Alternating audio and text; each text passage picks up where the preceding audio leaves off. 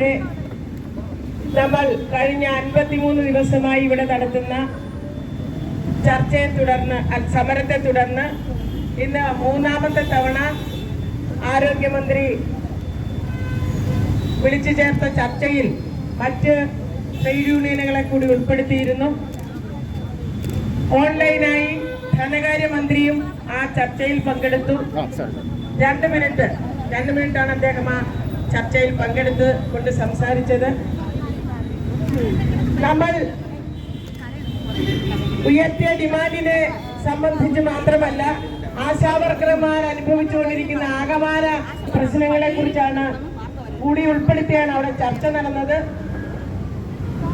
ഒടുവിൽ നമുക്ക് നമ്മുടെ ഡിമാൻഡുകളിന്മേൽ ചർച്ച ചെയ്യണമെന്ന് അവരോട് ആവശ്യപ്പെടേണ്ടി വന്നു. അതിന്റെ അടിസ്ഥാനത്തിൽ ഒരു പ്രപ്പോസൽ വെക്കാൻ നമ്മൾ മനസ്സിലാക്കേണ്ടുന്നത്, നമ്മൾ ഈ നടത്തിക്കൊണ്ടിരുന്ന സമരത്തിന്റെ അടിസ്ഥാനത്തിൽ ഇന്ന് വരെ ഒരു പ്രപ്പോസൽ വെക്കാൻ, ഈ മീറ്റിംഗിലും ഒരു പ്രപ്പോസൽ വെക്കാൻ മന്ത്രിക്ക് കഴിഞ്ഞില്ല. ആരോഗ്യമന്ത്രിയും ധനകാര്യമന്ത്രിയും പറഞ്ഞത്, അവർ ആദ്യമേ പറഞ്ഞതുപോലെ തന്നെ വളരെയധികം പരിഗണനയിലാണ് ആശാവർക്കർമാരെ കാണുന്നത്, വളരെയധികം പരിഗണന കൊടുക്കുന്നുണ്ട്. പക്ഷെ എന്ത് ചെയ്യാനാണ്, ഇപ്പൊ തരാനായിട്ട് ഇപ്പോ ഓണറേറിയം വർദ്ധിപ്പിക്കുക എന്നുള്ളത് ഇപ്പോ നടപ്പാക്കാനേ കഴിയില്ല, ഞങ്ങൾ ആലോചിക്കാം എന്ന് ഒരു അഭിപ്രായമാണ് അവിടെ പറഞ്ഞത്.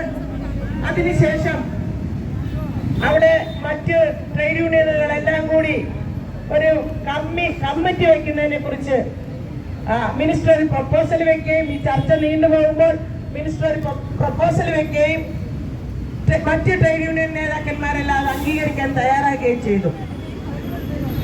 INTUC, CITU, AITUC, STU, INTUCയുടെ Shri ചന്ദ്രശേഖരനും CITUയുടെ Shri KN ഗോപിനാഥനും AITUCയുടെ Shri സജിലാലും STUവിന്റെ Rahmatullah ഈ നേതാക്കന്മാരോടൊപ്പം അവരുടെ മറ്റു നേതാക്കന്മാരും ഉണ്ടായിരുന്നു, യൂണിയനിലുള്ള നേതാക്കന്മാരും ഉണ്ടായിരുന്നു. അവരെല്ലാവരും തന്നെ ഈ കമ്മിറ്റി പ്രപ്പോസൽ അംഗീകരിക്കുവാൻ തയ്യാറായി. നമ്മൾ ആ കമ്മിറ്റി പ്രപ്പോസലിനോട് അതിനെ അംഗീകരിക്കാൻ തയ്യാറായില്ല. കാരണം ഓണറേറിയം വർദ്ധിപ്പിക്കുന്നതും വിരമിക്കൽ ആനുകൂല്യം പ്രഖ്യാപിക്കുന്നതിനും വേണ്ടി ഒരു കമ്മിറ്റിയുടെ ആവശ്യമില്ല.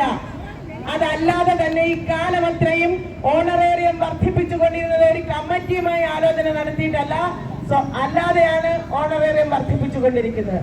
അപ്പോ കഴിഞ്ഞ 52 ദിവസമായി തെരുവിൽ കിടക്കുന്ന നമ്മൾ 53ാമത്തെ ദിവസം ചർച്ചയ്ക്ക് വെക്കുമ്പോൾ ഒരു കമ്മിറ്റിയുടെ പ്രപ്പോസലാണ് വെക്കുന്നത്. നമ്മൾ മുൻകൂട്ടി തന്നെ ഈ സമരത്തിന്റെ പണിമുടക്കിന്റെ നോട്ടീസ് നൽകിയിട്ട് നമ്മൾ 2 തവണ ഇവിടെ ചർച്ചയ്ക്ക് പോയിട്ട് ഇത്തരം ഒരു കമ്മിറ്റിയെ കുറിച്ച് ആലോചിക്കാതെ 53ാമത്തെ ദിവസം നമ്മളെ വിളിച്ചിട്ട് ഒരു കമ്മിറ്റി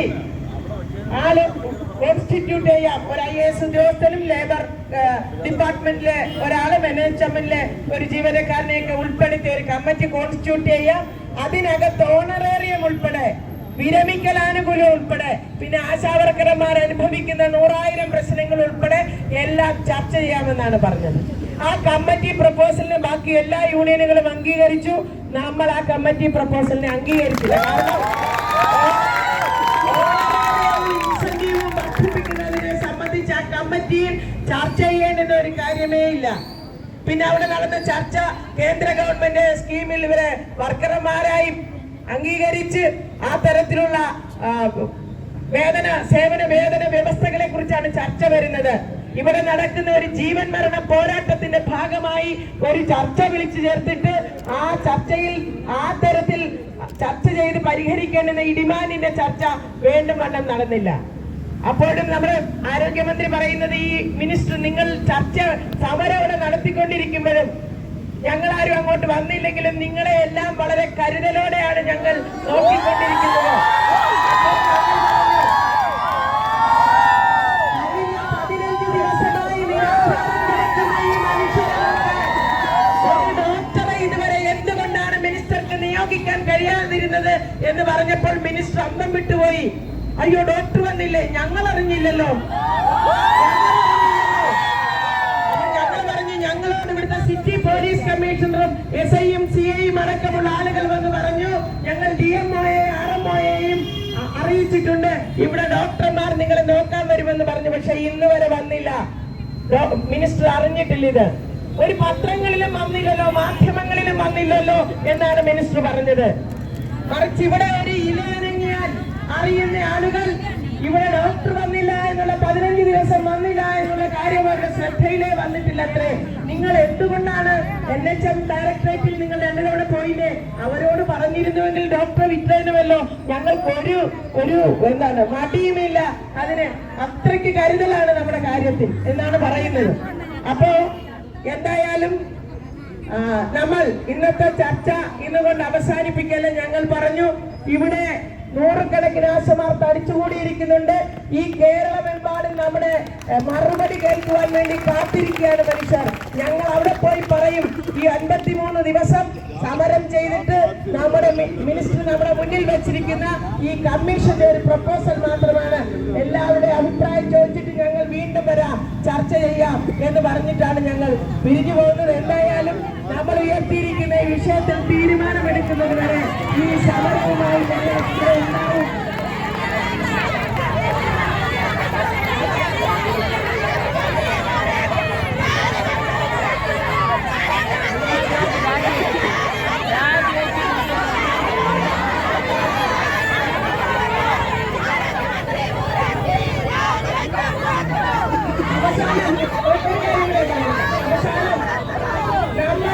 നമ്മൾ അവരോട് അഭ്യർത്ഥിച്ചത്, നിങ്ങളിപ്പോൾ ഒരു 3000 രൂപ വർദ്ധിപ്പിക്കുമെന്ന് പ്രഖ്യാപിക്കൂ. അതിനുശേഷം കമ്മീഷൻ വെച്ച് പഠനം നടത്തിയിട്ട് ബാക്കി എത്ര രൂപ തരാമെന്ന് നിങ്ങൾക്ക് പറയാൻ കഴിയുമെന്ന് നമ്മൾ അവരോട് ആവശ്യപ്പെട്ടു.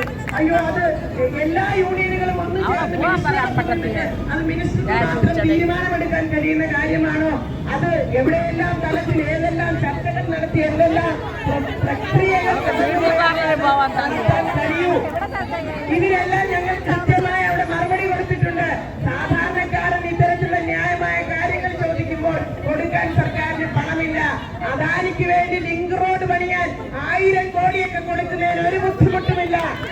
എയർപോർട്ട് മുതൽ വിഴിഞ്ഞം പോർട്ട് വരെ 1000 കോടി രൂപയാണ് ലിങ്ക് റോഡ് നിർമ്മിക്കാൻ വേണ്ടി കൊടുക്കാൻ തയ്യാറായിരിക്കുന്നത്.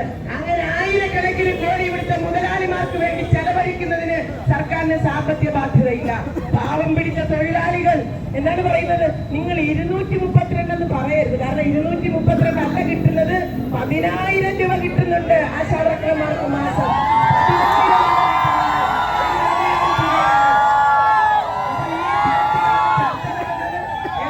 വീണ്ടും ചർച്ചയ്ക്ക് വരാൻ തയ്യാറാണ് എന്ന് ഞങ്ങൾ അറിയിച്ചിട്ടുണ്ട്. ഈ കമ്മീഷൻ പ്രപ്പോസൽ മറ്റ് വിഷയങ്ങൾ ചർച്ച ചെയ്യുന്നതിന് വേണ്ടിയിട്ട് ഒരു കമ്മീഷൻ വെച്ചോ, ഞങ്ങൾക്ക് വിരോധമില്ല. ആശാവർക്കർമാരെ തൊഴിലിനെ സംബന്ധിച്ച് മറ്റു കാര്യങ്ങളിൽ ഒരു പ്രപ്പോസൽ വെച്ച് ആ കമ്മീഷനെ ഞങ്ങൾ അംഗീകരിക്കുന്നു. പക്ഷേ വർദ്ധിപ്പിക്കുന്ന ഓണറേറിയവും വിരമിക്കൽ ആനുകൂല്യം പ്രഖ്യാപിക്കുന്ന കാര്യത്തിൽ ഒരു കമ്മീഷന്റെ ആവശ്യമില്ല. സർക്കാർ അത് പ്രഖ്യാപിച്ചാൽ മതി. അപ്പൊ ആ ഒരു പ്രഖ്യാപനം ഉണ്ടാകണമെന്നുള്ളതാണ് ഞങ്ങളുടെ അഭ്യർത്ഥന എന്ന് പറഞ്ഞുകൊണ്ട് ഞങ്ങൾ അവിടെ ഇറങ്ങിപ്പോരുന്നു. ഇനി വീണ്ടും ഒരു ചർച്ച നടത്താമെന്ന് പറഞ്ഞിട്ടുണ്ട്. നമ്മളിവിടെ വന്ന് കൂടി ആലോചിച്ചിട്ട് ചെല്ലുക. എല്ലാ